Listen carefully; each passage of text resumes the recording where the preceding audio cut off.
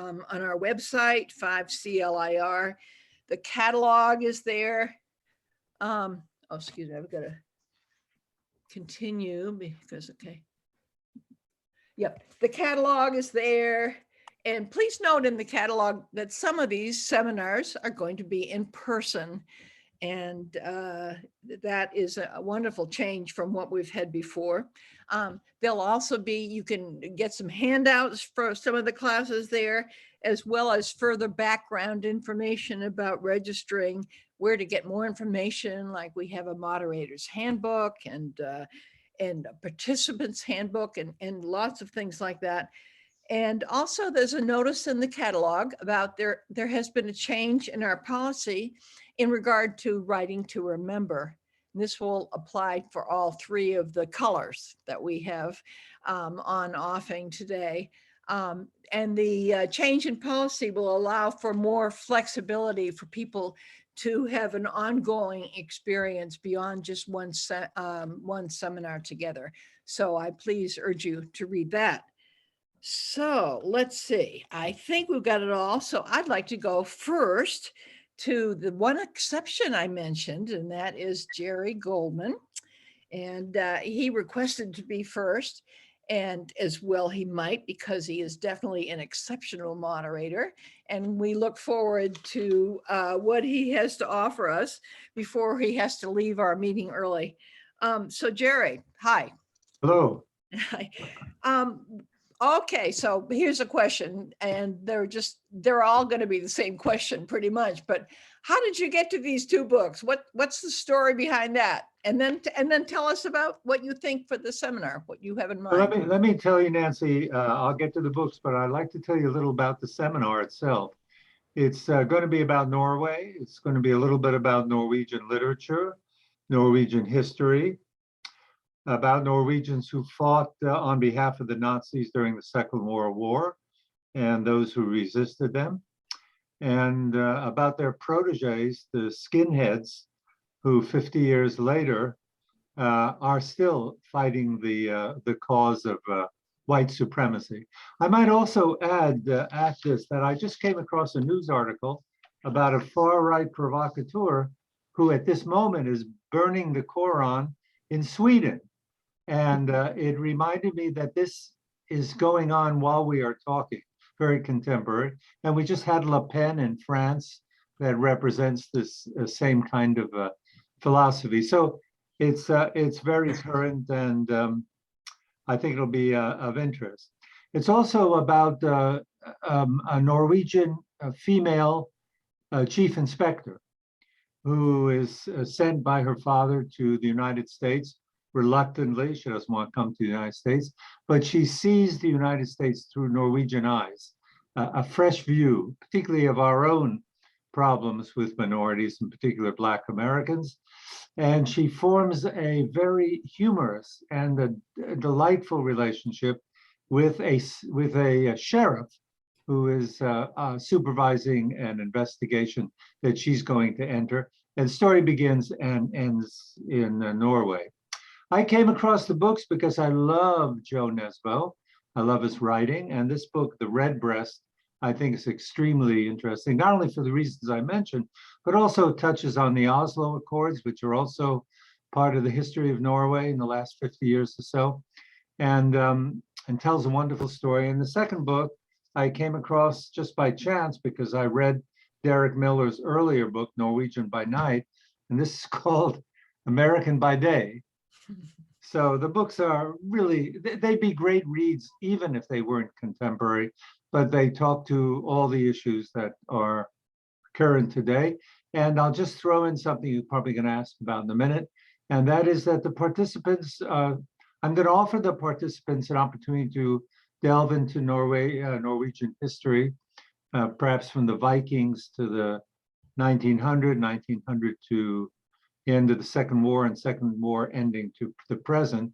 So there'll be opportunities for those who are interested in that area to report on it. And everybody else will be given sections of the novels to read and then to find material that catches their eye or that's provocative or historically interesting or whatever, and to report it to us. And then we'll have what I think will be a lively discussion. So did I answer all your questions? Well, I think you did. You always have lively discussions. I know Well, that, thank Gary. I'm a recipient of having been in a number of your seminars, and it's not just your usual do research and then make a presentation and have just a few minutes left over for discussion, but a lot of it, we all have a say in what goes on during the classes. And thank you. Well, Yeah. thank you very much, and forward wish to it. everybody well. Okay, thank you. So I'd like to know if you would like to walk into Ellen Cosmer and Betsy Searsma's parlor. That's what they're asking us. And I just want to say, come on down. And I'd like to see if we can learn what you have in mind for us by this seminar. Will you walk into my parlor? Says a spider to the fly. Let's see, I'm going to get off of gallery view, I guess, or onto it, because I'm not sure where Betsy and Ellen is. I see Ellen. Good. And I'm right next to Ellen. good. Yeah, if you, Of course, we're all moved all over wherever we are. So you can answer either of you, either or both. But first of all, was this being home during the quarantine period of COVID that got you intrigued by what's going on around your own interior design? Is that what happened? Absolutely. And Ellen, you should unmute yourself. Yes, because as far as I'm concerned, I was sitting here not doing nothing but staring at four walls. And so, of course, what came up is the idea of making some changes. And I think the people on HGTV and in the newspapers and everybody caught wind of everybody being at home trapped. And so they started doing some really interesting things that captured our attention. I have a prop. Oh, and then Ellen will say what our seminar is about. Here is the Okay, good. I thought you would do all the talking, Betsy, but anyway, go ahead. Did you see what that was? No, not quite. There we go. Okay, is that a William Morris? Yes, excellent. Yay. Yes, so our seminar really is about interior design, from the arts and crafts movement to IKEA to the present. And in the seminar, we'll talk about, well, the history of interior design. And what am I saying? I think, so what I'll go to next is the participants in the seminar will choose a topic from the list, from a list that we've provided, and that is on a handout online. And you'll research the topic and give a 20-minute presentation. And then in our seminars, and this is also in person, we really like discussion. And I think the in-person is much more conducive to discussion than what we found on Zoom. But we'll start out the seminar with post-war modernism. Is that right? No. Well, yes, I mean, for the participants, yes. I mean, I think Betsy and I are going to sort of cover the like early stuff. Right. But the basic part of the seminar then is going to really be from like the 1950s onward. So that's what we're sort of concentrating on, and that's what, let's say, our participants will be concentrating on once you have some solid background with where all of this started.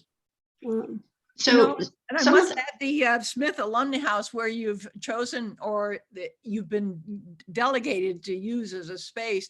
It should be very interesting, because for years it seems like there have been contractors fencing all around it, and they're doing a big number, an exterior as well as, I'm sure, interior design. So we'll be able to have something really fresh to participate in too, won't we? I don't know if we're sure that it's going to be in the Alumni House, but it will be on Smith College campus. Yeah. I'll give you a taste of some of the discussion topics that are up for grabs for the people in the seminar. Changes in floor plans from discrete rooms of the early 20th century to open plans and lofts, getting down to more present times, kitchens, new appliances, bedrooms and ensuite bathrooms from the 50s to today, changing fashions in color choices and the way we decorate walls and use lighting. I have a particular interest in wallpaper and the history of wallpaper. Inside and outside, porches, sunrooms, terraces, decks, and patios. And then we'll talk about where we're trending. Would that be to accessibility, green design, smart design, etc. I won't go into it now, but we do have a final project which everybody in this seminar will partake in, and they're really fun to do. So, They Ellen, do you sure have are. anything to add? I just wanted to say that, I mean, one of our interests too in what we like you to be looking at is sort of how social changes out there affect how we live in here, you know? Mhm. So that it's things that often happen outside that make how we live change how we want to live, how we want to have the space used, and so forth and so on. So anyway, I think it's gonna be great fun, and hope to see some of you there. That would be wonderful. That sounds great. And Ellen, why don't you just keep on doing what you're doing here and leading us in the next interview? Okay, all Thank right. you, Betsy, I too. will. I will do that. So next up then is Bobby, and I think she's going to be the speaker for the friendship seminar. Bobby, Yes. around, and would you, I'm right here. there you go. So would you like to tell us a little bit more about sort of what you're doing? I know it's kind of you've done sort of these thematic seminars, I think, where you take a topic, and you've done other ones like, I think, family and so forth. So how does this one fit into where, you know, you've done others? Is it going to follow the same format? What are you going to do? It will have the same structure as the others that I've done in this way. We take a group of fictional works and have everybody in the group read them. We always have these in the fall so that people have plenty of time to do the reading during the summer beforehand. And we approach each book two ways. And each book gets one whole session of the seminar. We don't have participants giving reports. What we ask the participants to do is to take the responsibility for leading our discussion of one of the books from one of two approaches. You have your pick. You can discuss it, lead the discussion on the book as literature, good, bad, or indifferent. We hope not indifferent, of course. No. And then according to the theme, exploring its portrayal of the theme. Past themes have been marriage, we did family twice, science, illness, and now we're doing friendship. And friendship came to mind simply because of the COVID situation that we're all enduring. I became aware of how deeply important friendship became as we became increasingly isolated by the disease. Our approach in this course will be to ask people at the beginning session to talk about, to introduce themselves in terms of how they view friendship. And we will end the course coming back to that topic and talking about in what ways, if any, our points of view about friendship have changed because of our reading and discussion. Great. Well, it sounds absolutely fascinating, I think. I mean, it's such a wonderful topic, and it's a topic that we have all had experienced, right? I mean, we've all had Exactly. friends here and there and different kinds of friendship. So I think we come to your seminar with a lot of experience. We also will provide a little bit of historical background. I kind of knew this, having been a student of English literature and history, but I didn't realize how deeply entrenched it was. Friendship was not considered available to anyone but upper class men for many centuries. It was assumed that women were not intelligent and educated enough, or loyal enough to be friends or to have friendship. And I think women in the background were having friendships without letting anybody know, perhaps.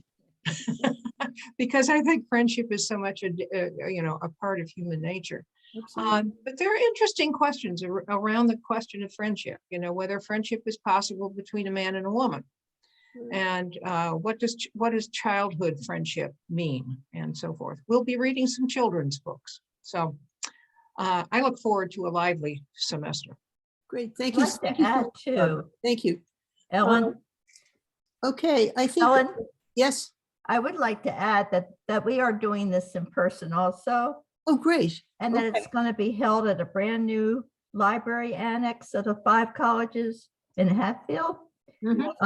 So I'm particularly excited about being able to do it in person. Sure. Yeah, Yes, I thank you, agree. That's wonderful. That's wonderful. Yeah, nice to build those friendships in person, right? That's- Exactly. There's been some confusion about the place, and the printed catalog has the wrong place. The Wow. catalog online has the correct place. Perfect, perfect, great. Could I ask a Thank you, Jim. question? David, yes? Yes, thank you. Bobby, it looked like 7 or 8 novels. Is that right? Yes. Sounds like a lot. Well, it sounds like a lot, but you do have the summer, and I expect that some of you will have read some of these books already. And 2 of the novels are very short. The children's book is a short one, and Knowles' Separate Piece is a short one. So I think it doesn't look as burdensome as it might seem on the surface. Okay, Good summer reading list. thanks for answering. Okay, thank you. You're welcome. I think we need to, and by the way, the beginning is sort of different here where I'm doing another pair. So I'm going now to Kip with his seminar on Bob Dylan. So Kip, are you available to talk about the great Bob Dylan? Yes, I'm right here. Thank you. Okay, great. The older I get, I seem that it's necessary to revisit my youth, and for a variety of reasons. I've conducted I facilitated a seminar on Zen and the Art of Motorcycle Maintenance, a book that I read when I was about 17, 18. The Beatles, obvious reasons, and the Beat Generation. And now I'd like to do one on Dylan.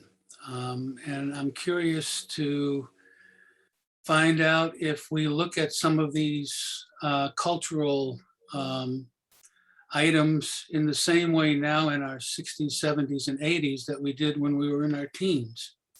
I know I've already looked at Zen and the art of motorcycle maintenance in a very different way at the age of 73, 74 than I did when I was 17. And so I want to continue that sort of thematic focus through Dylan. Secondly, the course itself, or the seminar itself, is about Dylan's recorded work.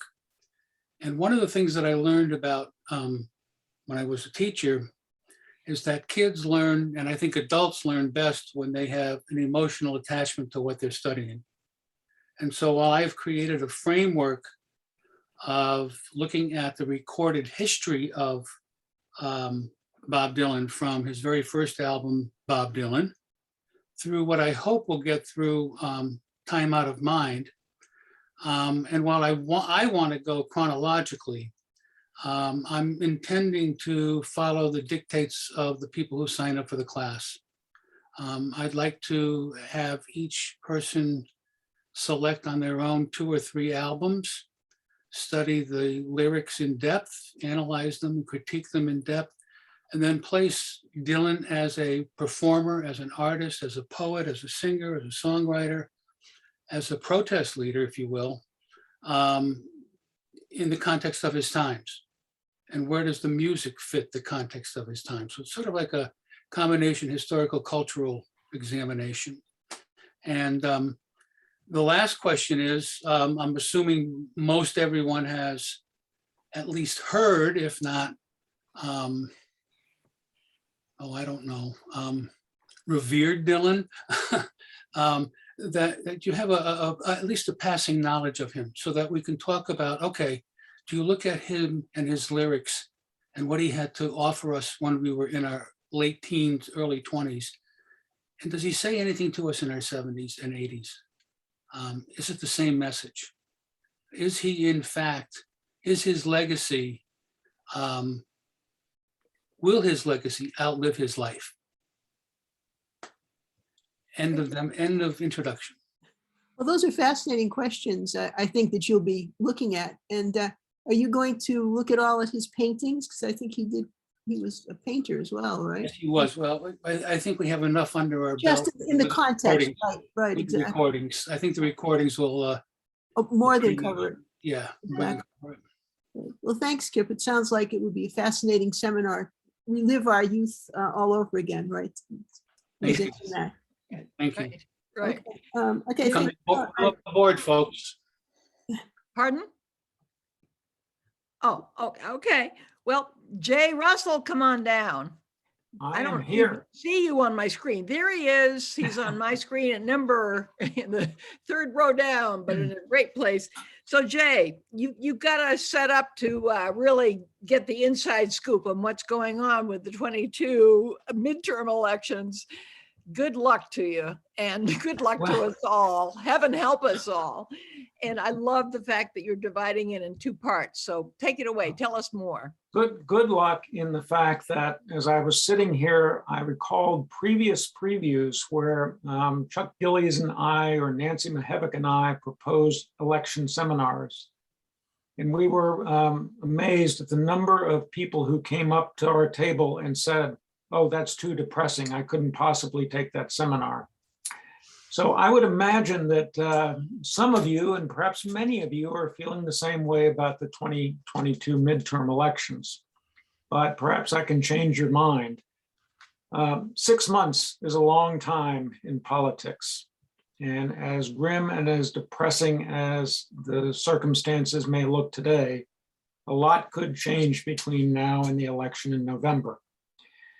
The second reason I hope some of you will change your mind is that this seminar is a departure from the typical LIR format. We are not going to be having any 25 to 40-minute presentations. There is no assigned reading. And the topics will not be dictated by the moderator. So, for example, I'm going to allow whoever signs up for the seminar to vote on discussion topics. And as I explained in the preview handout, what I envision the seminar as being is each week there will be, before the election, there'll be 3 topics to discuss for about 25 minutes each. And then the fourth 25-minute segment will just be a roundtable discussion of things that have happened in the past week, things that are coming up, developments with respect to topics we have covered in the preceding weeks of the seminar. And then the last 2 weeks after the election, the first week we'll take a look at the results and analyses of those results and discuss some of the consequences. And the final week of the seminar, 2 weeks after the election, we'll be looking at what the implications of the results are for the next 2 years of Biden's term, and then the 2024 elections as well. So you're guaranteeing it's not going to be depressing, huh? Well, I can't guarantee that because I don't know what will be happening between now and No. September of course not. 26th. Yeah. And I'm hoping that the subtitle is federal, state, and local. There are a lot of interesting state elections. There are 36 gubernatorial elections. And just to pick one, Paul LePage is running again in Maine. And so we could look at that. Gretchen Whitmer is up for re-election in Michigan, and she has some very Trumpy potential candidates facing her. The same with the Attorney General in Michigan and the Secretary of State. And I'm really hoping that someone in the seminar may have a child or other relative living in a contentious county somewhere, so that we could actually look at local elections through the context of either a school board election, a board of health election, or a city or town council election.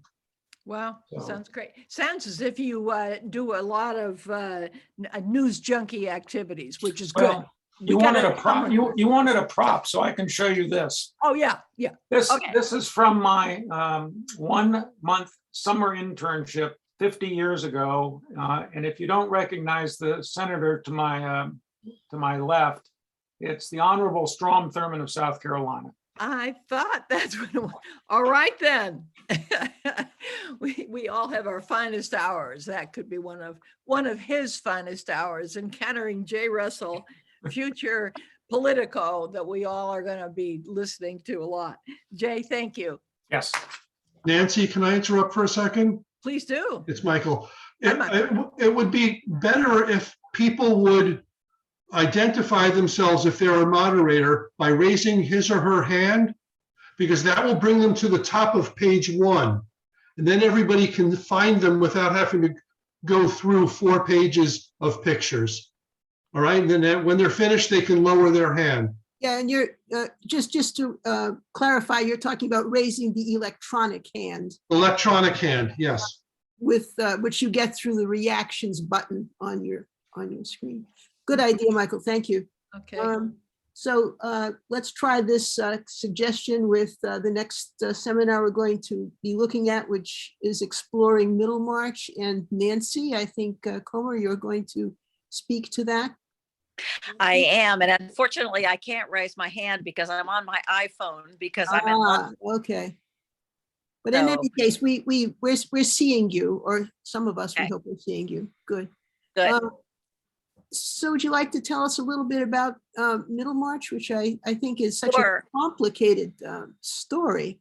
It is a complicated story, and I think one thing I was thinking about literature seminars is it's really useful to take classes on books that are just a little bit intimidating, right? That we love and that we know will be really richly rewarding, but that are, that pose some difficulties. They're either long or they're complicated. They require some background information like Shakespeare or whatever. And so I was thinking this spring, last spring, as I was teaching War and Peace, I was thinking about other sort of English novels. So we could read a novel not in translation, but in English literature and really look at the language. And my husband and I were reading Middlemarch aloud to each other. And we hadn't read it since college, and we were both really surprised both by the elegance of the language, the really deft use of language, and also by the sort of the heart-wrenching beauty of these 5 young people who are all in their early 20s or late 20s, some of them, trying to make decisions about their lives, about marriage, about careers, and many of them make horrible mistakes, and your heart just lurches as you watch these people propose to people they shouldn't propose to, or accept marriage proposals from people they shouldn't, or make a bad career decision or whatever. And so it's a novel that really grips you emotionally and also has really beautiful language, and also is really philosophically, morally kind of complex. She's really thinking hard about what it means to make a good decision about your life. And when I look back into my 20s, which I did a lot as I was reading this novel, I was thinking about all the ways there are to screw up your life in your 20s. And I'm sure we'll be thinking and talking a lot about that there's a lot of really tough decisions that we make at that age, and a lot of ways to get it wrong. And fortunately, we live in a world where you can remake those decisions to some extent. But that's why I sort of settled on Middlemarch as a book that it would be really fun to talk about with a group and sort of mull over how we make these decisions and what are the results of them. Mhm. Will you be comparing a little bit sort of the fact, I mean, the time period in which they're talking about and sort of where we are today a little bit?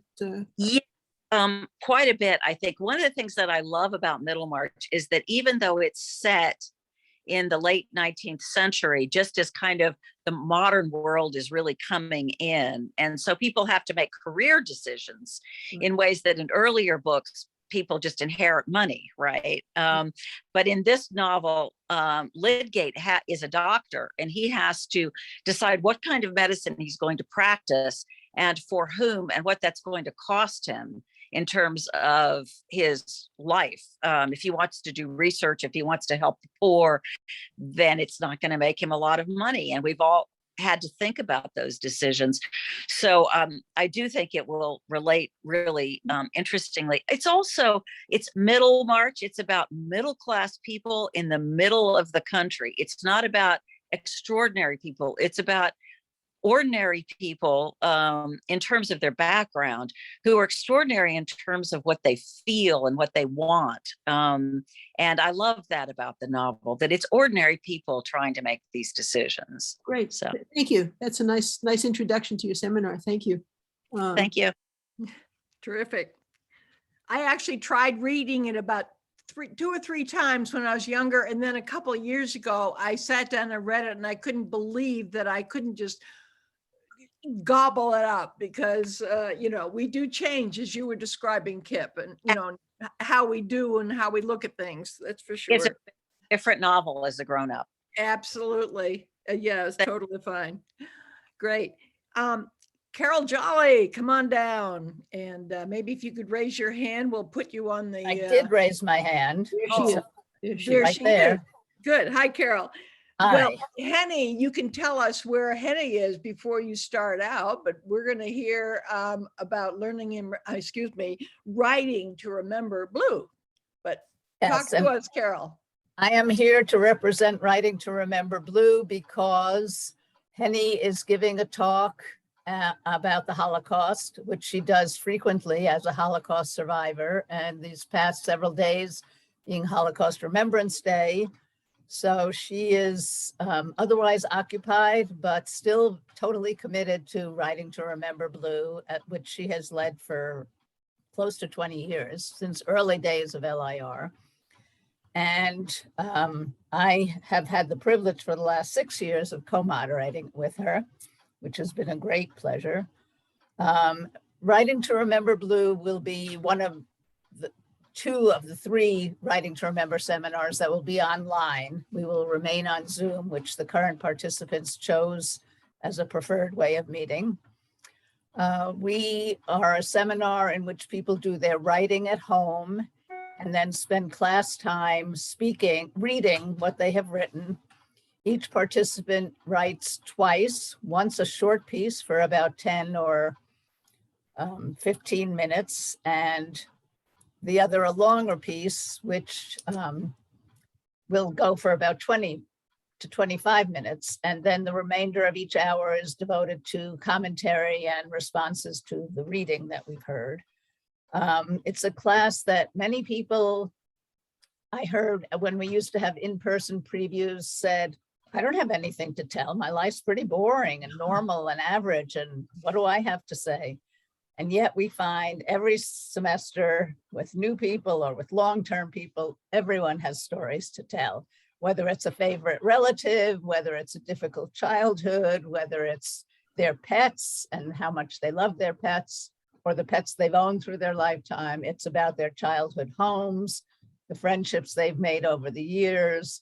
There's an endless potential for storytelling. And we don't dictate any format. Any way that someone wants to approach their memories is perfectly fine with us. And the commentary is not about your grammar or your use of language. It's mostly about the story well, it is sometimes about the use of language, particularly if it's exceptionally good, because some of our writers have been extraordinarily talented writers. But it's not about the writing per se. It's about the story you've told and what are the highlights or what are the pieces that resonate with the listeners. And it's a very supportive atmosphere. Nancy is shaking her head because she's participated many times and she knows what I'm talking about. I don't know how much more there is to say, except that Penny and I are going to have a very difficult time because the council has now decided that people who have been in Writing to Remember can stay on. And we have far more people who want to stay on, not only from this past semester, but from previous semesters, than we're going to be able to accommodate. So we have a difficult challenge in determining how we're going to structure the whole seminar. And I don't want to discourage anyone from applying, but it's not likely that we're going to be able to accommodate a large number of new participants. And this change in policy, we've designed it to be just for a couple of years to see how it goes. And I think we will be watching pretty carefully, won't we? You know, what the pros and cons of that are. Nancy, I'm sorry, I have to jump in. That is not how we set up the rule. The rule was set up so that people who were currently in, we didn't advocate for them to allow people who had already left the group to come back in as a priority. Well, yeah, but the ones who had tried to get, but didn't win with the lottery, my understanding is that they have an opportunity. Read it in the catalog because the words have been weighed very carefully, but I agree with you, Bob, there's limit. It's not just anyone who's been a blue in the past, you know. We have had people who have been in the seminar for 4 years or more and then got lotteried out this past semester. And we find it hard to say, oh, they can't return because they happen to miss out on one semester. So we're going to deal with it one way or another. And we're hoping that it will work to everybody's advantage. Good. Thanks for keeping us in line though, Bob. And the other thing too is we are open to the possibility of a whole other section, maybe try on Writing to Remember Green, you know, if there are more people. So it's a work in progress here. So let's cut to the chase now and talk to Jessie and Jessie about idiomatic and her seminar, which sounds a very interesting topic, and I'm interested to find out how you are going to deal with it and what exactly you're going to be dealing with. Well, we're going to talk about idioms. I love how language is something that's ever evolving, and idioms tend to be from way in the past, and we don't even have any idea how these expressions became such a commonplace part of how we speak. So we'll explore, and I want this to be a really fun, low stress seminar. Presentations will probably be fairly short. People will pick a category such as food or plant life as a category of idioms, which are very easy to find online. There are several sites that deal with them. And people can present in whatever way they want. They can do the traditional oral presentation with or without a PowerPoint. They can put on a skit. They can do their presentation with another member. They can sing a song, draw pictures. I'd like to really open it up to however people want to do this, to talk about the handful of expressions that they are researching to find out the origins and how they're used in our modern day. Okay, that sounds very varied, and let me just get my cat out of the way here. Who I think is certainly very fascinated by the topics that are being presented here this afternoon. So, Yeah. You expect a sort of diverse direction of sort of what topics are going to be considered, right? I mean, so there's so many varieties of idioms that. Right, there's a list of suggested topics in the preview handout, which is available online, but people can really come up with anything that they want. And what are basic source materials for that? Where would they go for that? Well, really, there are several, I don't have them with me, but there are several online dictionaries and language websites which have lists of expressions and idioms and various slang that you can look up, and they talk about the origins. And a lot of times the origins are controversial. So that's kind of fun to talk about.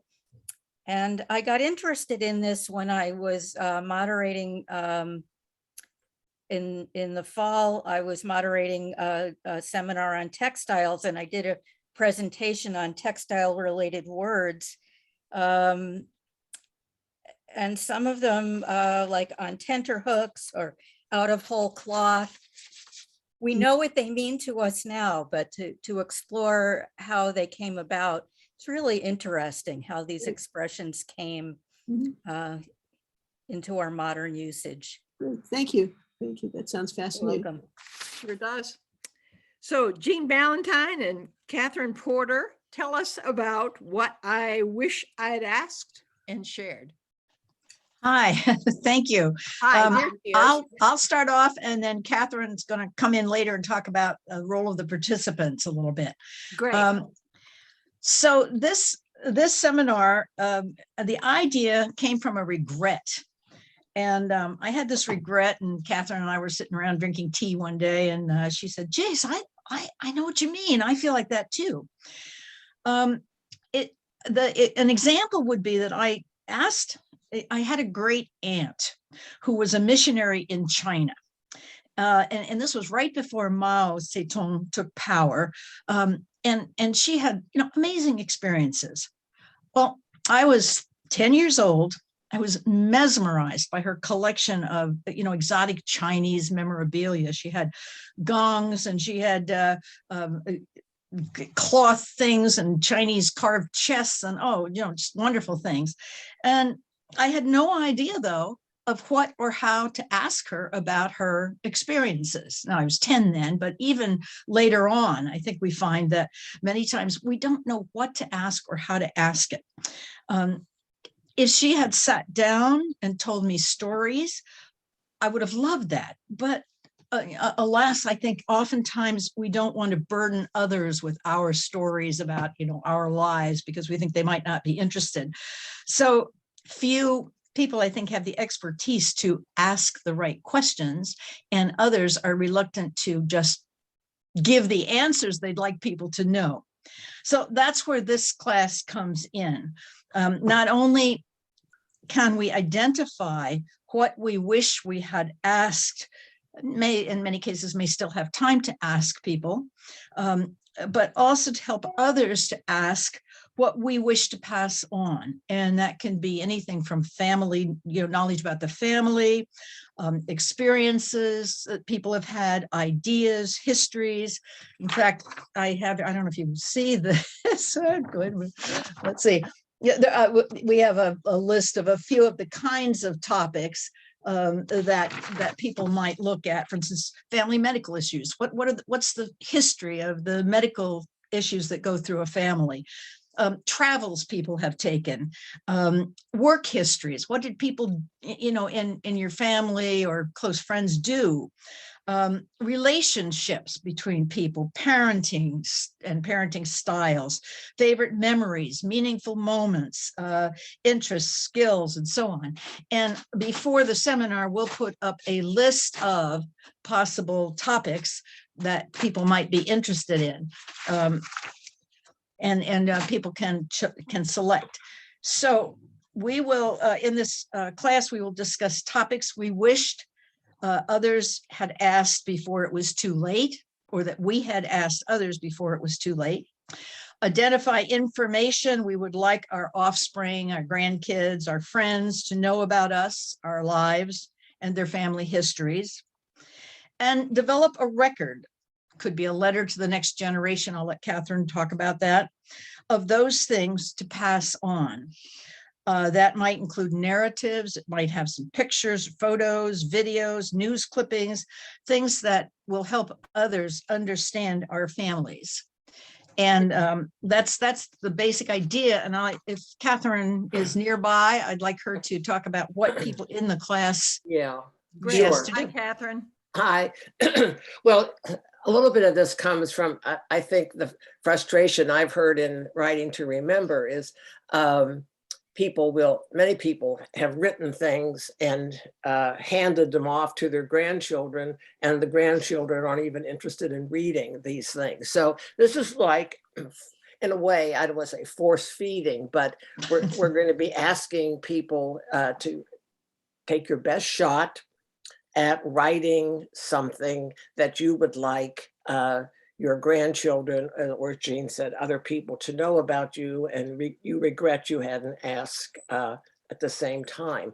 So I think we're going to focus, depending on the enrollment, asking people to write a letter, put it in the format of a letter. I think it'll make it a little more personal and maybe give it more meaning. So you'll be asked to write your letter on a topic that we will work on as a group to select pertinent topics. And then after you've written your letter, we will then all have a chance to chime in, which is what people like to do, and compare notes. Yes. And say, oh yeah, I know what I relate to what you're saying, and here's my thoughts on it. So we hope to have a vigorous discussion, and also to help one another form some thoughts to pass on. So Well, that sounds like you've set it up so there will be definitely a vigorous discussion. yes, that's right. It's very directed. It's a very directed kind of writing. That's great. It's not I'd like people to come out of it with ideas that others have had too, that they might not have thought of what we can pass on, or what we want people to know, or what we want to know about other people. Right. And may I mention one other thing? It's going to meet at the Women's Club, Yes, which is in Amherst, which is just wonderful. And if anybody is worried about COVID, which I think we all are, there is room there. It's a big space. There's room for us to spread out, and there's room for us to have tea and cookies, or tea and crumpets. Oh, So- right. All this and tea and crumpets too. Sounds Okay, great. so, Okay, Ellen. yeah, so the next one is Linda Honan. And Linda, could you use the electronic hands so we can kind of see? Terrific, thank you.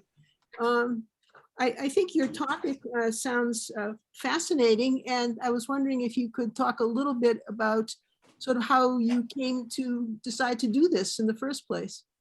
Thanks, Ellen. Well, I've been interested in the founding fathers and their various thoughts. And I was interested to think and to discover that a number of them were deists. And deists were people who believed that God indeed had created the world, but that after creating it, he let it be to its own devices. And these many of the founding fathers believed that the miraculous, the supernatural, were not necessary or indeed plausible explanations for religion, and an account with along with their feelings that they didn't want to have subservience to a distant king. They didn't want subservience to a creator who condemned a large part of his creation to suffering. So they ended up as what we know now largely as Unitarians, namely, they didn't believe in the supernatural, although they did believe in God. And the seminar will be based on 4 books that very much influenced people in this line of thinking. And the first of the books is by Thomas Payne, The Age of Reason. This was a huge bestseller published in 1794, which all of the founding fathers had read, I think. And it is arguing indeed for things like religious tolerance, freedom of the press, a lot of things we think of as very modern. The next book we're going to look at, I think will surprise some people. It's called Thomas Jefferson's Bible. And again, as I say, I think it'll surprise people to learn that late in his life, Jefferson made a comparison of 6 early translations of the Gospels, with the big exception that he omitted everything supernatural. So in his Bible, there are no loaves and fishes. Nobody is raised from the dead, and there is no resurrection. But it's a very interesting book, as you can imagine.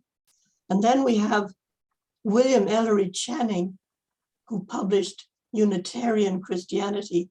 He was a famous and very influential Unitarian preacher.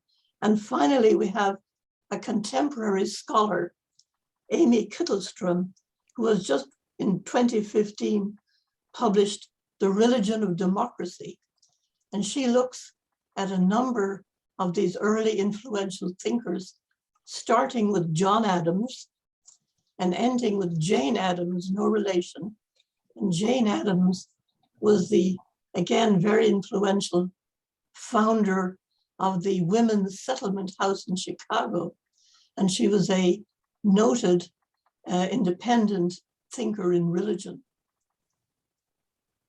That sounds, I mean, it sounds very interesting. It sort of turns on its head in a way what I think the common perception is about religion in this country, and early, 18th century religion as well, where there's the sort of hell and damnation and fear of God kind of thing. So the idea that these really revolutionary ideas are there and very influential. I mean, Harvard College becomes very influential. Harvard became Unitarian in the turn of the 19th century.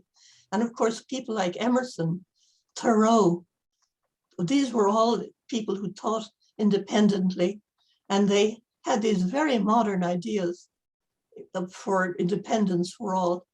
And I think it'll be very interesting to follow the development of their thought. Mm-hmm. How do you envision your participants sort of doing this? What kinds of assignments or suggestions are you making to them? From the books we read, I'm going to suggest that they choose a topic, and I can provide a list of topics, but they can also choose their own if they prefer. Right. And we'll study an individual and how their thought evolved over time. Mm-hmm. Right. Well, that sounds fascinating, and I think it's interesting that you have a current book which is exploring yes that idea, and she includes some women, which is very nice. Great, yeah, which is wonderful. Yeah. Wonderful. And our local college, Amherst, was founded to counter that godlessness of Harvard, by the way. Yes, just saying. Well, that reputation exists. I'm not sure though that Amherst College is so godly anymore. But oh no, I'm not sure either. But it was founded on time at the time, of course. Right. Sounds great, Linda. Thanks, Ellen. Miriam Whitney and Margaret Russell, tell us about Indigenous peoples today. Yes, today. So I'm going to start, actually, I'm going to start with why we both got interested in this topic, if that's okay. And then we'll both talk about the purpose of this seminar. I grew up in Falmouth in the Cape, which is the town next to the Mashpee Wampanoag. So I went to high school with members of the tribe. My gym teacher was the tribal chief at the time. So I've always paid attention to articles, stories about Native Americans, and in particular about the Wampanoag. Miriam was an attorney with the Department of Education in DC, and through that job, she worked with grant programs for various tribes across the country. So she is very familiar with the details of sovereignty, with treaty rights, with federal recognition. And then I'll move right into the purpose of this, and then Miriam will also speak to the purpose of this. When the first Native American to lead the National Endowment for the Humanities was appointed 2 years ago, she said it was very common for her to hear from people who said, I have no idea there are any more Native Americans in this country. And since then, right, we've heard tribal members say in the videos we've been watching, we are still here. You know, we are still here. So this seminar is going to showcase what Native Americans, how they've been active in recent years. There's just they have been across a range of issues. They're fighting for treaty rights. They're finding ways to reclaim their ancestral land, to manage ancestral land. They're teaching their language to their children.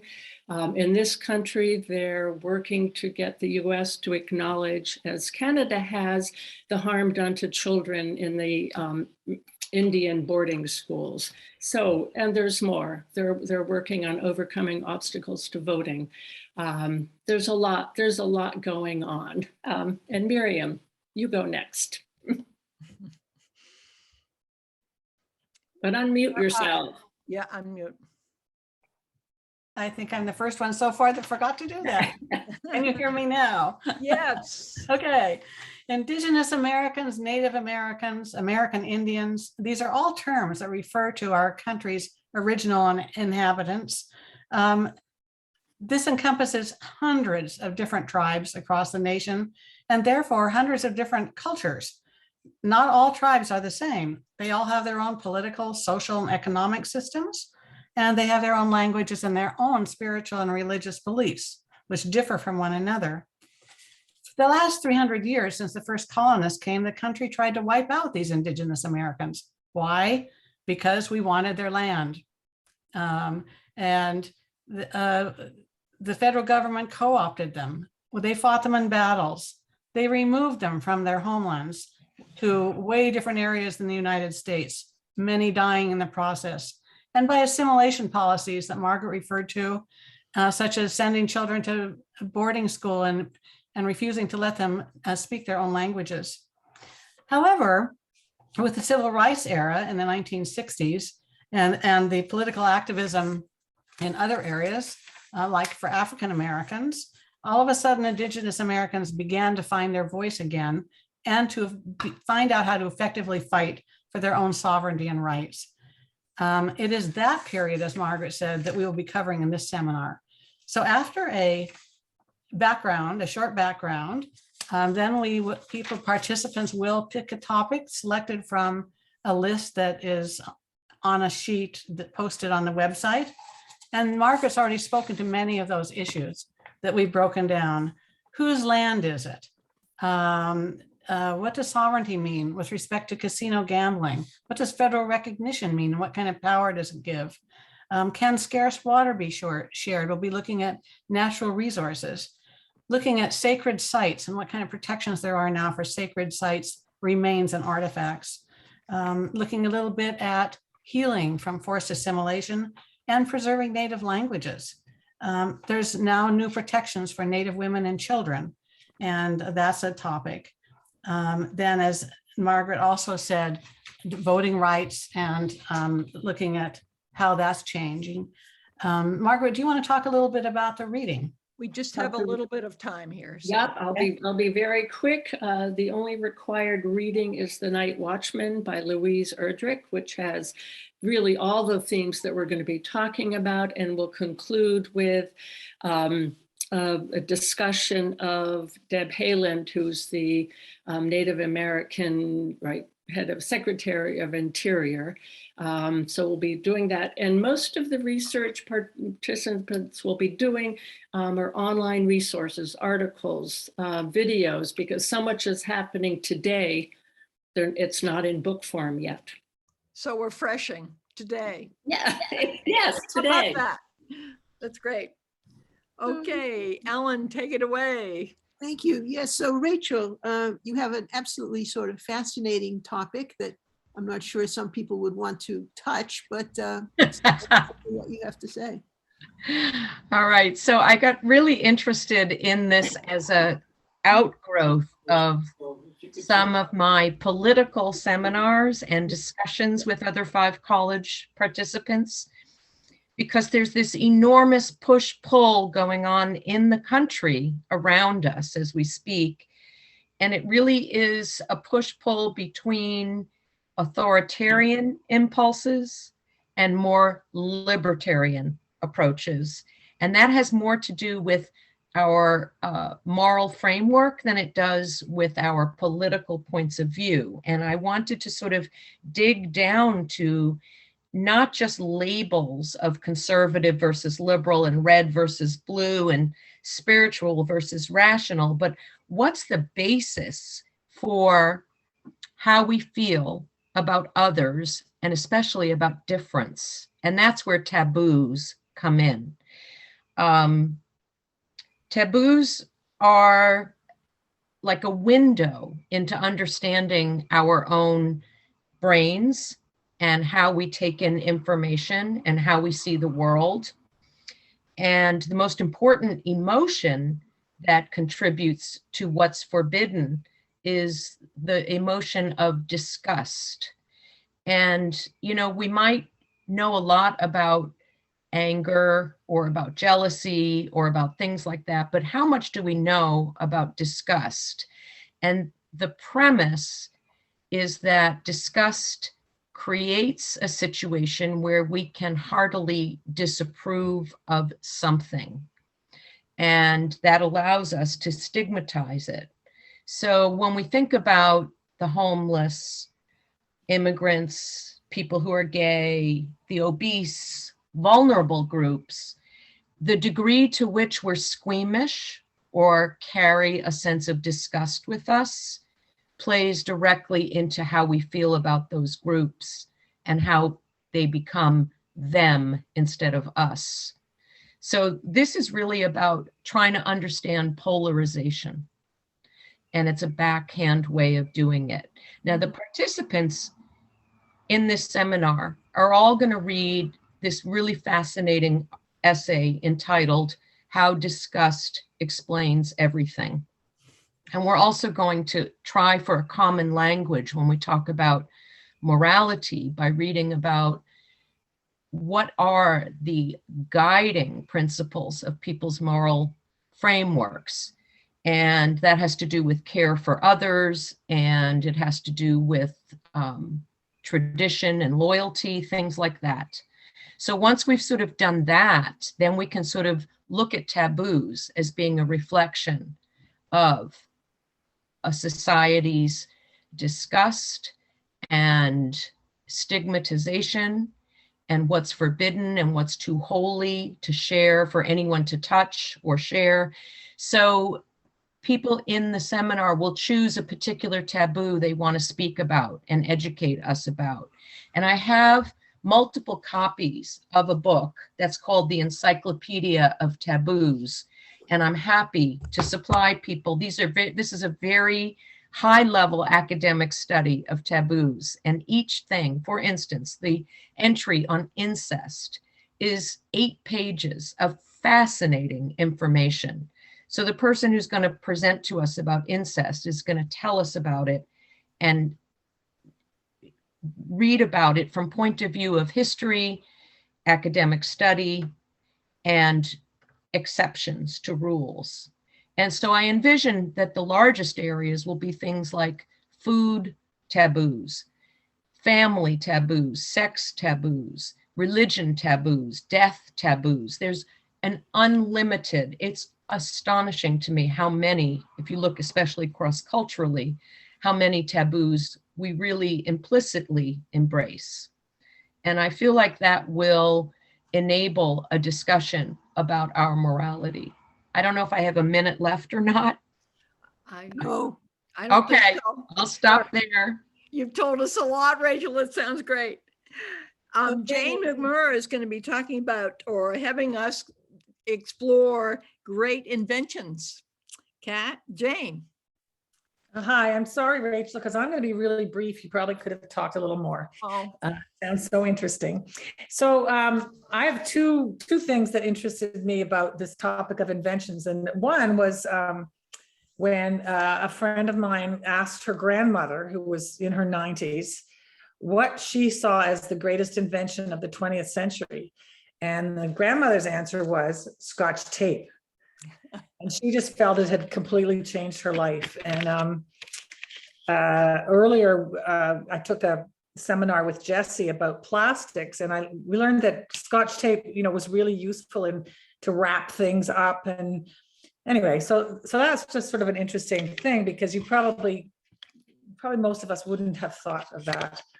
The second thing is that that I was a science teacher at school, and we did a unit on technology. And when I would say to the kids, like, what do you think, what does technology mean? And it was all like, iPhones and computers and things like that. And really what technology is a way of making something simpler, taking a task and making it simpler in some way.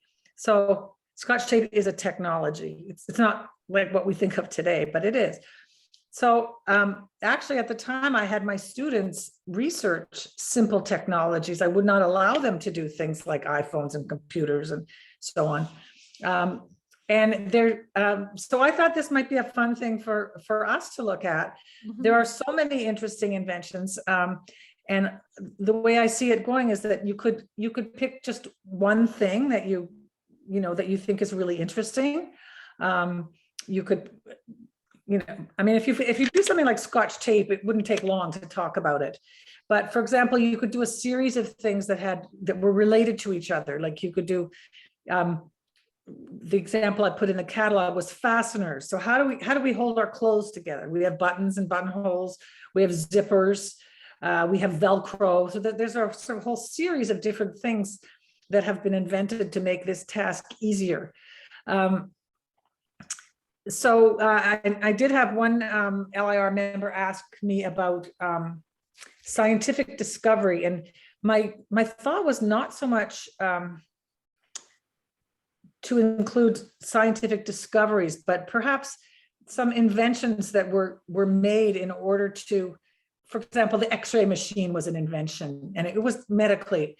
I was thinking the other day when I was a kid, a teenager, I worked in a hospital, and there was a man there who he operated the first heart-lung machine, and so they could do open heart surgery. And so then I thought, well, who invented the heart-lung machine? That's a medical thing that's of interest. So I would shy away from actual discoveries and more things that people invented to accomplish a particular task. So I have not included in the preview a lot of different choices. I could certainly name lots of inventions that people could pick, but I hope that people could. Here's a great one, that the Pez that you flip it open. There's a candy in there that was invented for people who are trying to quit smoking, because you flicked it like you flick a lighter. Oh my goodness. And you'd flick it, and then you'd get a candy, which you'd have instead of smoking. And so I think that's really interesting, although Pez is not a life-altering invention. So I thought people could do either a bunch of little ones or, pick one big one. And then at the end, I thought it would be fun to have a discussion on what we as a group think are the most interesting inventions that we've seen in our lifetimes. Yeah, well, that's great. We'll have a contest. Yeah. Thanks, Jane. And we'll have to be very inventive, if you will. Yes. I just wanted to say at the last minute, I'm going to be unable to attend the breakout room. I'm sorry, I didn't tell you earlier. Okay. Thank Thanks. you, Jane. So I think now we're going on to Jim Harvey, who is the kind of, I don't know, godfather, grandfather, whatever, of all of our seminars. I mean, he is such a guiding light for different varieties of seminars, and all of them excellent and all of them exciting. So Jim, let's hear about the Persians, I think, right? I've never been called a godfather before, but anyway. In the good sense, of, yes. Maybe because I was born in India and spent 5 years in Pakistan, I've got a deep interest in other cultures and other ways of doing things. And I've had a great deal of pleasure and fun in the last number of years exploring other cultures like China and India, the Arab world, and so on. And among those great historical cultures was the Persian culture. And so I thought it would be fitting and interesting to explore that. The Persians had several different political ascendants and descending power, but their culture has remained influential across the world.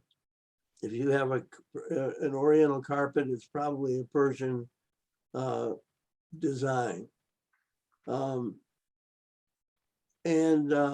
So this seminar is intended to build on the other seminars I've done on ancient civilizations. And I'm focusing on the period of Persian political life between Cyrus the Great and Alexander the Great. It's a very interesting period, I think. There are mentions of Cyrus the Great and the Persians in the Bible. And so I thought we would spend some time. The one thing I'm going to do a little differently than I've done in other ones is to allow people to go into more recent cultures, more recent Persian periods to talk about the cultural aspects. I'm doing this for a variety of reasons, but I feel that there's a common thread through Persia.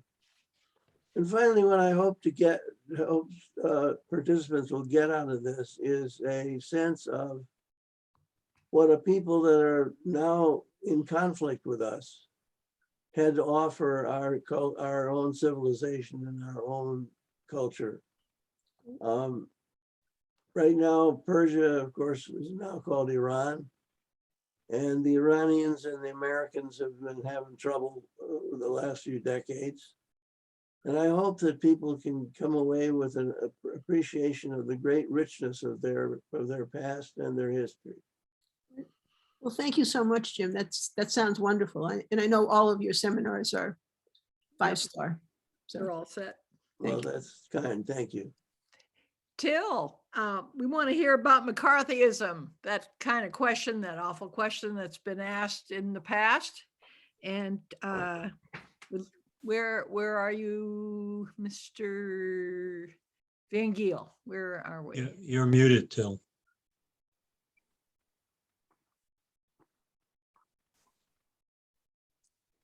Till?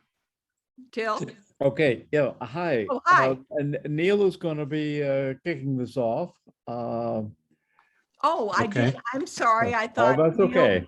No, that's okay. Yeah.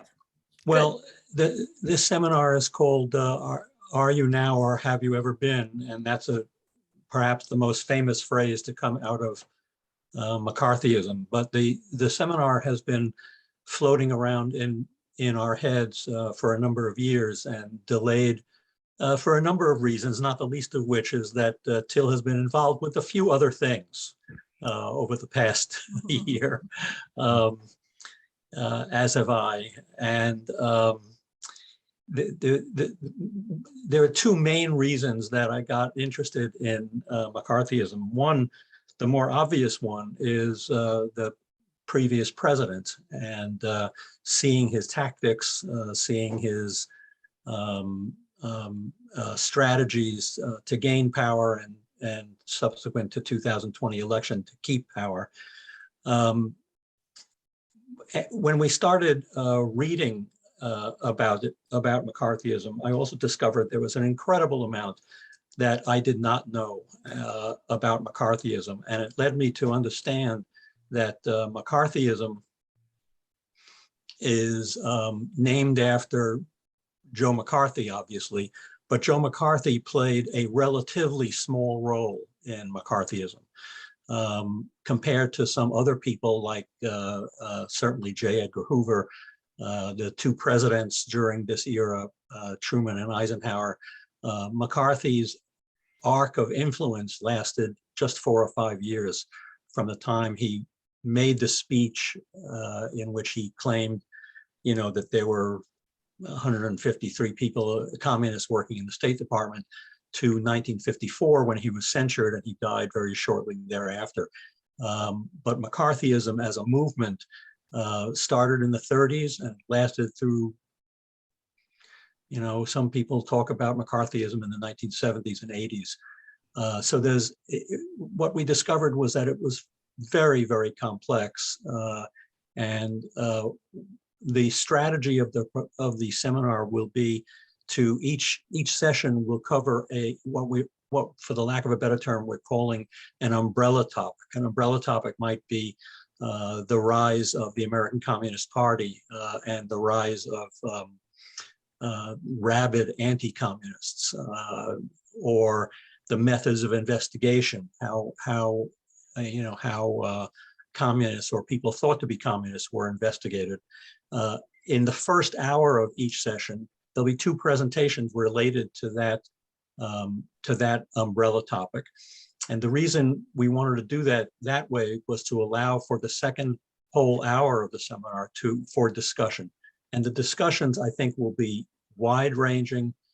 Most of us lived through some part of McCarthyism. So we will bring our own knowledge and, I have to say, some of our own misconceptions about McCarthyism to the seminar. And what I mean by misconceptions came up in something I read not too long ago, that as recently, I think as 2 or 3 years ago, a major magazine, and I forget whether it was Atlantic or the New Yorker, called McCarthy the chair of the House On-American Activities Committee, HUAC, and he wasn't. He didn't have anything to do with HUAC. So there are misconceptions out there in the world that we want to correct, that we want to explore, and we think certainly because we're living in this time of Trump and his strategies, there are probably lessons that we can take from the era of McCarthyism and go forward. Sounds good. We need to learn these lessons. We think so. Till, do you have anything to add to that? Yeah, a thought. My take on this is, of course, we cover the same ground, but it starts with the idea that thoughts are dangerous, and this whole era was an effort to control, prohibit, stamp out, eliminate a line of thought by various awful techniques that ruin people's lives. Yeah. So at the heart of it, is a kind of freedom of thought issue at this that resulted in I guess I would call the corruption of multiple institutions in the effort to control this thought. Right. Thanks. By the way, the subtitle of this seminar is Threat to Democracy. And that's exactly what it is, what it was and what it continues to be. Sure is. Thank you so much. It sounds terrific. Yeah, so now I think we're going to hear from Larry, who's going to tell us something about the development of early cities seminar that you're planning with Kathy and. Yep, Kathy and I are doing this. I don't know if I'll do the primary talking, I guess. This probably originated when Kathy and I were talking some time ago about how groups of people, when you've got small groups, you really know everybody in the group, and you learn to rely on them and understand what they're going to do. But as the groups get larger along the way, you eventually lose contact with some people, and you don't know what they're like and what they're going to do. And this sort of made us begin thinking about our looking at various things in history and the development of man and our interest in early human history. And we thought about how this related to cities, how cities develop. When you think about cities, the people come together and grow in larger numbers than maybe 100 people. And when you get to larger groups like that, you don't know everybody. And so you've got to be able to establish some kind of rules or constraints that allow people to work together. And this is what happened in the development of cities. And people in this development process began establishing economic, political, cultural, and ritual frameworks to work by. But it goes beyond that, because once you get people together like that, we begin to see a variety of different types of social development. There is development of wealth accumulation, craft specialization, farming with storage, for example, public spaces in cities, elite goods, long distance trading, some kind of status hierarchy, and some kind of inequality. And most of these things can be identified in some of the early archaeological studies of cities around the world. And unusually, cities have developed more or less independently all over the world, not necessarily at the same time, and not necessarily in exactly the same way. But archaeological studies allow us to look at some of these things and how people began and how cities developed and independently occurred around the world. So what we've done is to identify cities, in our case, some from the old world, from the new world, from the Indus River Valley, from East Asia and South Asia, the new world and the old world, and let people look at each of those archaeologically and tell us what has happened in terms of the development of early cities. Great. Does Kathy have anything else to add to that? Any? I don't see where she is. She's okay. She's not in the picture right now. So your source material will be some texts and some sort of online information. We have 3 or so examples of discussions of cities. For example, there's one that is written by a woman named Smith that talks about the first 6,000 years of cities. So cities go back a long ways. There's others, and there's also a lot of papers out there that result in archaeological studies in different areas. Great. Well, thank you so much. I think that sounds like a very interesting area to be learning more about. So good. Kay Clausewitz, tell us about life along the Connecticut River. And I'm not ignoring Jim Harvey, who's also going to be your co-moderator with this, but I understand that Kay, you're ready to tell us. Well, I'm going to invite Jim to start off. I just thought I'd say a few words about what got me interested, and I think what got Kay interested in this topic. And that is that we both were involved in Bobby Reed's genealogy special group, special program several years ago. And I'd grown up in the Midwest, and I always thought of myself as a Midwestern boy. And to my amazement, a lot of my ancestors came from New England. So I now realize I'm a New England boy. And that got me interested in the way people were living back in that period of colonial America. And of course, we're in the midst of the region of the country where a lot of that stuff happened. And so I got interested in the Massachusetts Bay Colony and so on. And I lived in Connecticut for a while, so I had interest in Connecticut. And so Kay and I were talking about it, and we decided that we would like to have some sort of a seminar having to do with life in that period and in this region that we live in. So Kay, go ahead. Okay. It's complicated and it's long, but I just briefly, my family came into this area on my mother's side in the 1600s, so it's beginning around 1630, and we're followed by, I mean, there are more than one branch. There is more than one branch that came in at that time. And they, after a period in the Boston area and Ipswich and so forth, so many of them became, headed west.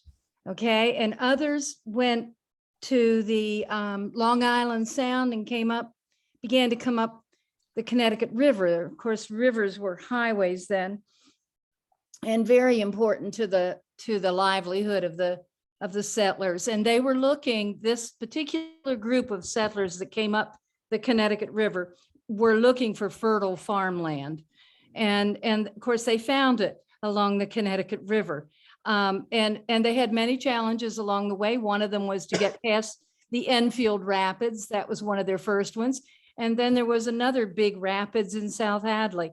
So, you know, they had to figure ways to live with the river and traverse it.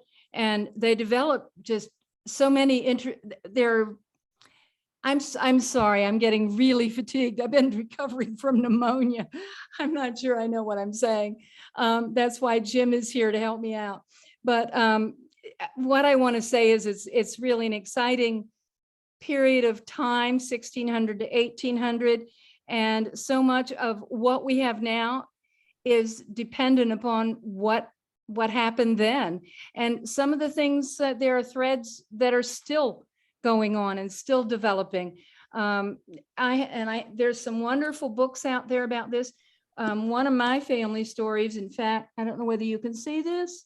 Oh, it's going to get in the way of my, oh, well, anyway, it's called The Unredeemed Captive.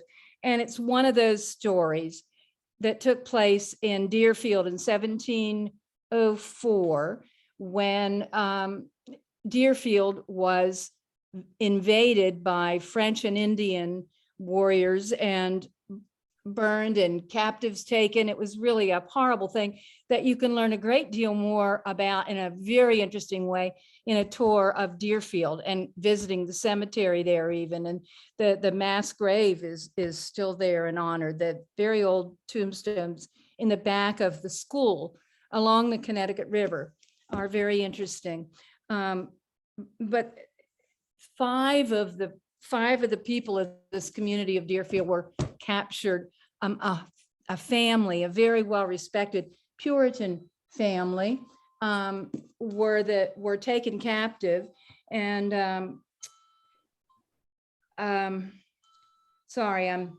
John Williams was his name, and it was married to Mather, Eunice Mather Williams, and their 5 children. They were one of the girls decided not to return and instead took a native husband, which led to a great deal of reflection and thought and additional stories. So it's all really and amazingly well documented from so long ago. And there's just so many stories like this, family stories that happened along the Connecticut. So I just want to read real quickly some of the titles that Jim. We have maybe less than a minute here. Just. Oh goodness. Okay. I'm sorry, but that's all right. The Native Americans and the early settlers, the religions and spiritual life, the settlements of the towns in the valley, education, occupations, governance, commerce and trade, early houses and households, entertainment, fun and merriment, slaves, classism, prejudice, indentured servants, transport on the Connecticut River, superstition and folklore, and maps and boundaries. Anyway, they're just wonderful stories to be developed here and found. And thank you. We look forward to exploring them with you. Take it away. So I think, I think we're talking about writing to remember purple, but before we sort of get into that specifically, which I think Finnegan is going to talk about, I'm going to suggest that a lot of the, how should I say, differences and subtleties of the various writing groups which exist would be better discussed in the breakout room. And we have breakout room 1 this time that's going to have the writing to remember red, blue, and purple in it, and also what I sort of sounds like a feeder seminar to those groups, which is what I wished I had asked and shared. So they are all going to be in breakout room 1. So I think if you're puzzled, as I think some of you may be, about what are the differences or are there differences or whatever, I think they might be better discussed in that sort of context where everybody is going to be there. So just briefly, because you are on the list, if you would like to, Finnegan, talk just a comment or two about writing purple, but I'm sure you have more to say when you're in the breakout room. Finnegan, are you No, there? I'm not. Okay. Yes, I'm going to be leading the purple discussion group on writing to remember. We're going to be Zooming. We're online only. It's limited to 12 people, and each week 2 people, sometimes 3, will be reading their works. And what we do is every week between the 2 or 3 people send their writing to the group at least 48 hours before the group so that we can all read it by ourselves and plan our reactions and discuss the reading when we all come together. So 48 hours before, we email our writing. Then when we get together, the authors read their work, and then we have a discussion. The authors are free to decide the content, the style, the format, and the genre, however they're going to present it. And then they each tell the group what kind of feedback they would like. Do they want to talk about the content? Do they want to talk about the writing, the craft of writing itself, and those kinds of things?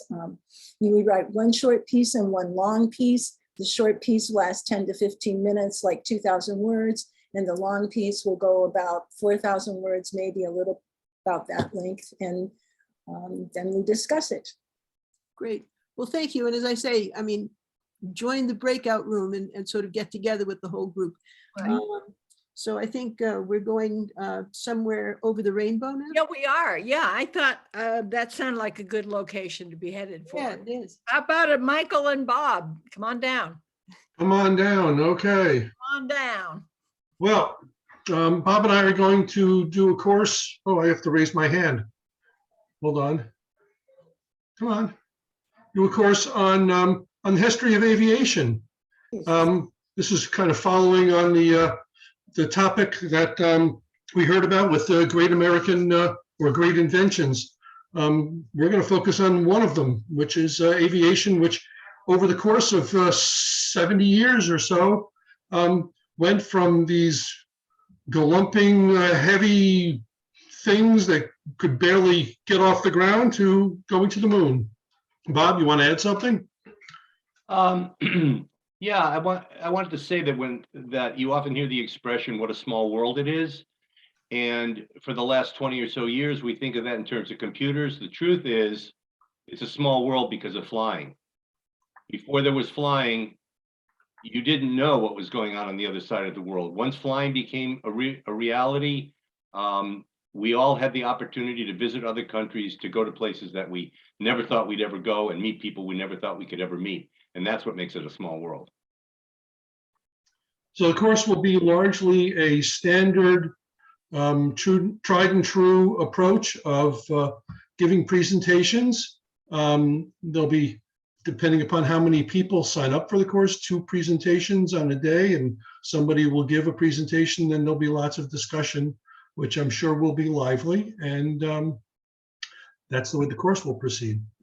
Did you want to say what drew you to the topic, Michael? What drew me to the topic? Well, sure. Aside from taking a helicopter flight from hell, it largely came about from reading a story or a book about the beginning of aviation, and it started with the Wright brothers and then went on from there. Actually, it started a little bit before then. It started talking about with Alexander Graham Bell and with Samuel Langley, Langley of Langley Air Force Base down near Washington, D.C. But I read this and I found out that the Wright brothers weren't the first people who flew, and there were others. And it just got me more and more involved in trying to understand what went on, and then just watching and looking at these planes and watching this wonderful movie, which you probably all want to forget about, those magnificent men in their flying machines. And it just, for a long time, we're just curious how these things can get up in the air and push and push and push and be able to stay up in the air. And well, I want to make a quick add to that. When Michael asked me to co-moderate, brought me back to my childhood where I remember, have fond memories of standing at the window at what used to be simply Bradley Airport and watching the DC-7s, which you can see in the background, taking off and landing, and also on our annual trip to Florida, that feel of the G-force against your chest as the plane is barreling down the runway, which of course you still feel today. I loved that as a kid, not so much now, but I did as a kid. And it does take me back. I think this seminar is going to fly. That's what I think. Terrific. Okay, Ellen. Yeah, so Chuck, I think you have an interesting seminar here about short stories to share. Can you tell us a little bit more about sort of how this is going to work? Unmute, unmute. There you go. So I got the idea from an NPR radio program called Selected Shorts, in which professional actors read absolutely wonderful short stories. And it made me think, you know, you don't have to be a professional to do this. And I think regular people could have fun doing it too. So that's where the idea came from. I did it one other time, not the last semester, but the one before that. And a number of the participants encouraged me to do it again. And I thought, gee, I really should, but I didn't get the paperwork in time last time. So this time I made it a point to make sure I got it in time. Another thing about it is one of the participants in the last group pointed out, boy, these are not the usual suspects, meaning that a lot of the writers were people I had never heard of, and many of the other participants hadn't heard of either. So it was quite a mixture and a great variety. And I thought that really made it a little more fun. Well, it sounds like a very interesting sort of voyage into discovery in a way, I think. And another nice thing about it is either you will love to do this or you will have absolutely no interest in it whatsoever. I think that's actually a positive thing. Yeah, absolutely. I'm looking forward to it. We'll see how much interest there is. Well, I hope there's a lot. I need to remember it's really tell me a story and right. Continuation. Yeah, right. That's great. Jean Fisher, I understand you're going to talk to us a little bit about what you and Red Platte have in mind for exploring Jane Addams and Hull House. Unmute them here. Jean?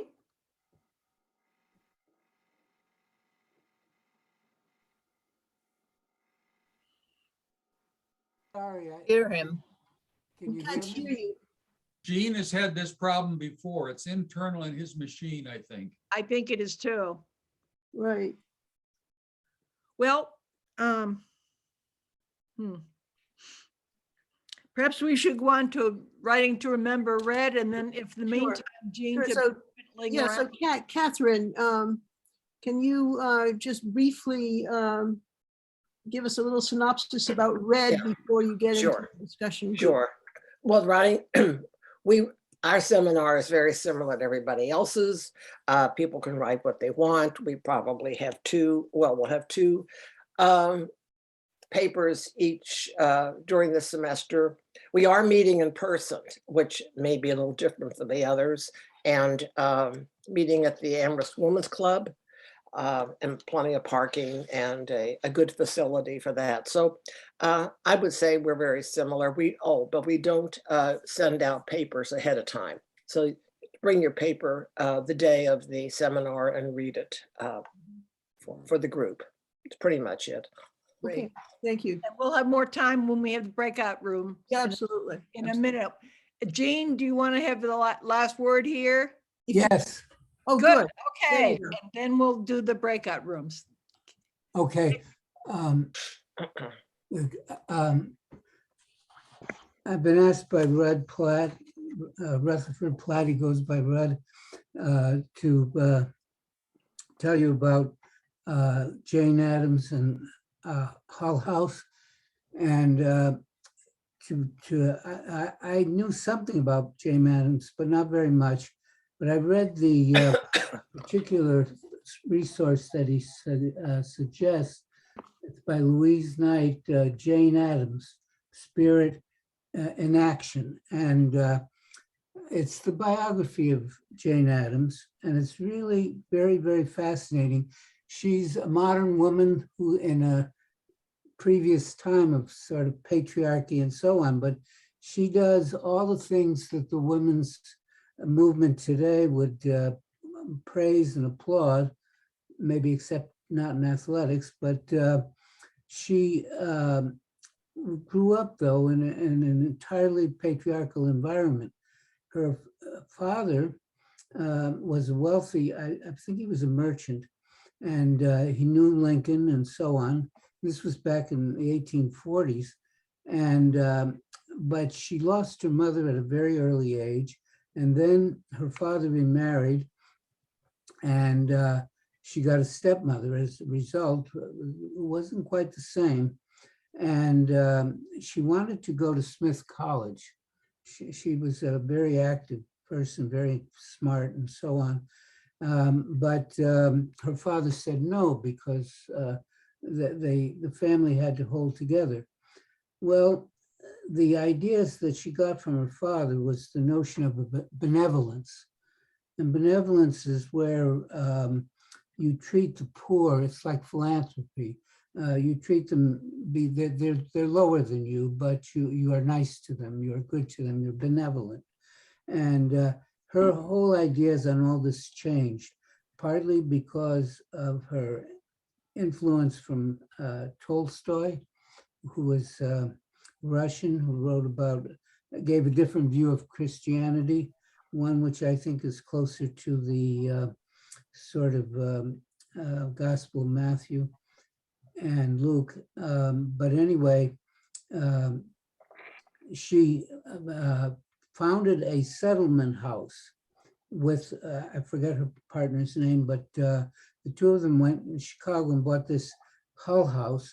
A man named Hull had owned it, but he died and so on. So they got the house, and that was her residence for 20 years or more.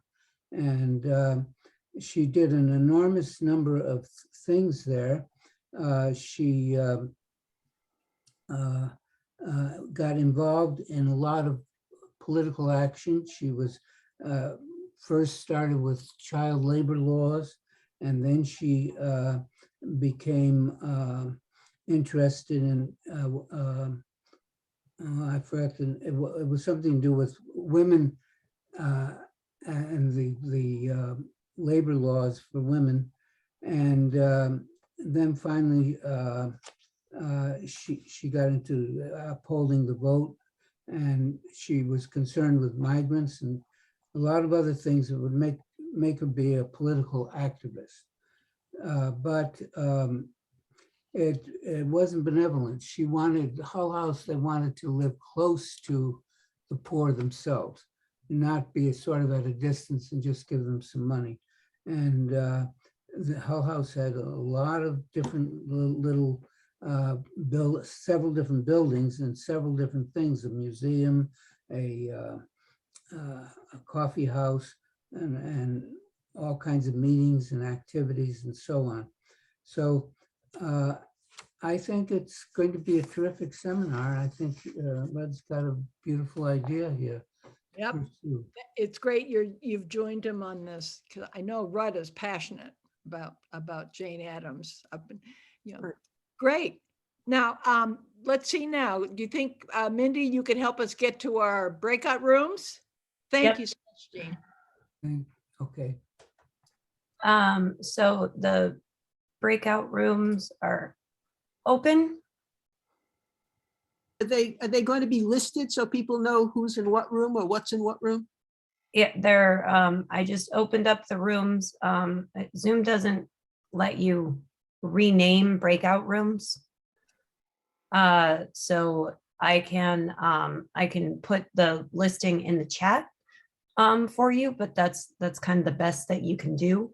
But I will help people if you can't find somewhere. I can push you to a breakout room.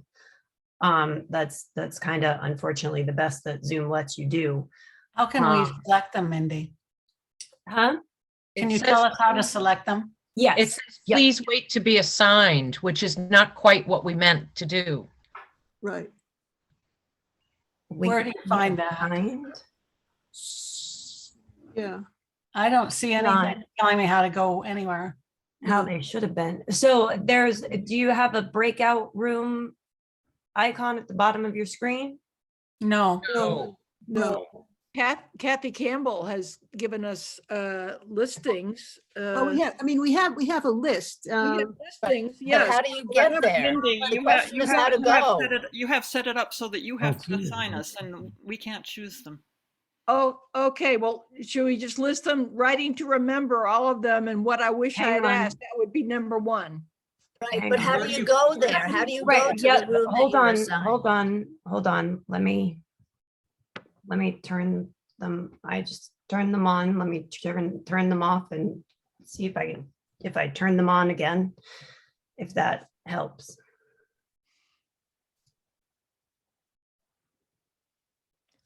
Well, you're trying it. Do you want me to continue with the list so people know what number they're aiming for? Sure, yeah. Yeah. People ask if they don't know. Writing to remember, and what I wish I'd asked, number one. Number two is will you walk in my parlor, idiomatic and inventions in history. Number three is regarding friendship, rationalism in American religion, taboos, and Jane Addams. Number four, the golden age of the Persians, development of early cities and life along the Connecticut River. Number five, Bob Dylan, Somewhere Over the Rainbow, short stories to share. And number six, midterm elections, Indigenous peoples today, and are you now or have you ever been in a breakout room before? Let's find out. Thank you, all breakout room. moderators. You did a great job. Oh, There. Now do you see it? there's a thing. Yeah, there's a thing on the They bottom. now have to join a breakout room. Yeah. Yeah. Yeah, I see that. Yeah. And I will post the list in the chat for you. Now that that's there. So we go in that and just click on the room we want. Yes. And then we can move, I assume. Yes. Yep. You click on that to move again, if you want to move. Mindy, I'm looking at room 6 where I'm supposed to be assigned, but I don't see my name there. Yeah, I can't change the name. It just says Oh. room 6. I can't assign it a name. Say, but if you No, I don't mean the name. I mean the name of the people. No, you have to just say join. Just say join. Oh, I see. Okay. So again, if you want the list, number one, writing to remember group, wish I asked. Number two, walk into my parlor, idiomatic and great inventions. Number three, friendship, rationalism in American literature, in American religion, taboos and moral foundations, Jane Addams. Number four, golden age of the Persians, development of early cities, life along the Connecticut River. Number five, Bob Dylan, Somewhere Over the Rainbow, short stories to share. And number six, the midterm elections, Indigenous peoples, and are you now or have you ever been? So that's Well- the list again. So Ellen, how do we do that? Can you tell? I'm supposed to be in group 1. Where, how do I get to? Who is asking? Penny Lewin for writing to remember blue. Henny, okay. See the list, okay, at the bottom of your screen, Zoom screen, it's an icon, little 4 squares. I just sent her. Breakout room. Thank you. I didn't have that. Maybe. Now that you do, click on that, and then you get a screen with room number 1, 2, 3, 4, 5, and 6. And next to each room, it's a little blue tab that says join. You hit that, and that's where you are.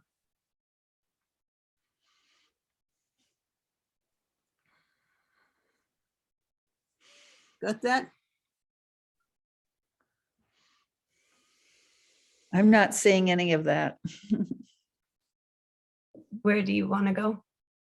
Either.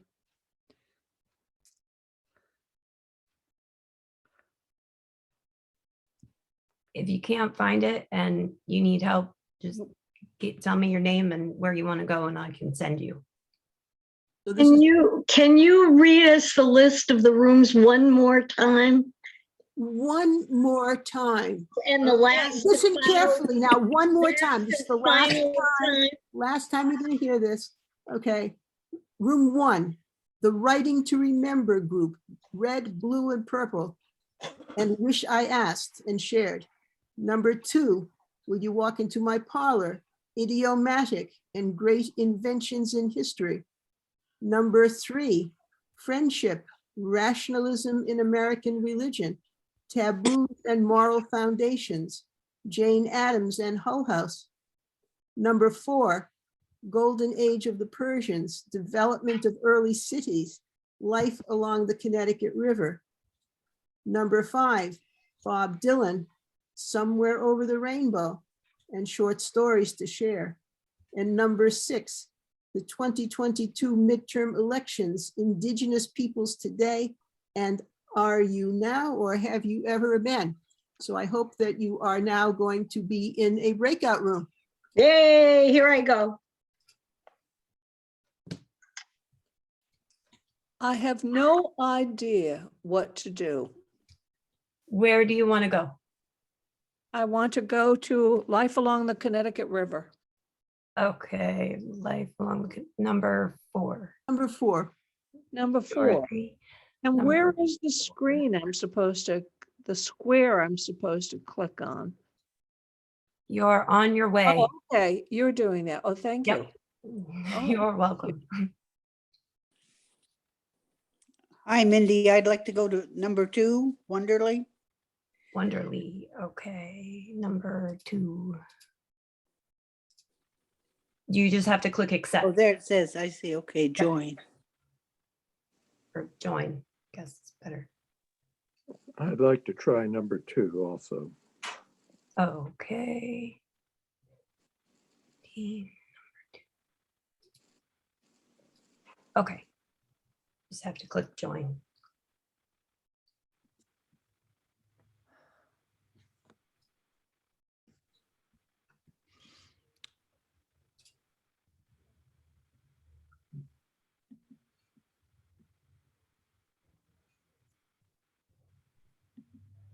Are we all someplace where we want to be?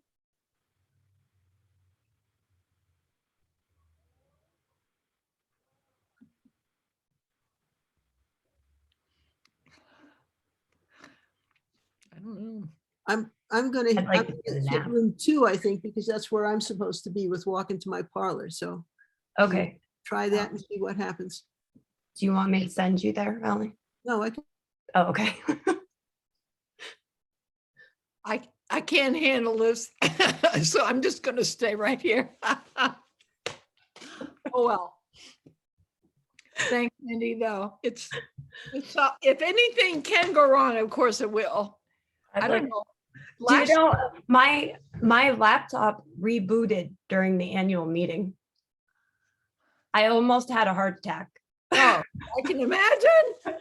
Well, I all of a sudden was taken off, evidently out of the Zoom meeting for a while. So I could hear people speaking, but I couldn't see any of our Hollywood squares. So yeah, no, okay. Like my I think it did in one of those system restarts. Well, during the annual meeting. Anyway, we did it. The annual meeting is obligatory. So the rest is gravy. I was terrified that you guys got kicked off. I was like, oh no, because I was the host. I was like, oh no. What is happening? Why is this so much easier in the day? We could just go around to tables and have cookies and tea. I know. Yeah. What is happening? I screamed. I was like, and we heard you, of course. No, I don't. Yeah, well, my son was in his bedroom. He didn't even stir. He didn't even come out to see what was wrong with me. Yeah, well, we're gonna try to deal. So well done though, Mindy, in the midst of all the other stuff. So we did it. Yeah, now registration just has to start and we'll be all good for 20 days until actually processing the registration begins. That's right. Sigh.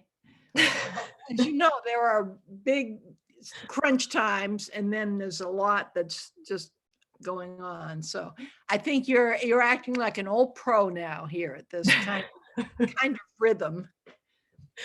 I didn't care as long as the damn catalog got out to people on time. Yeah. That's all I cared about.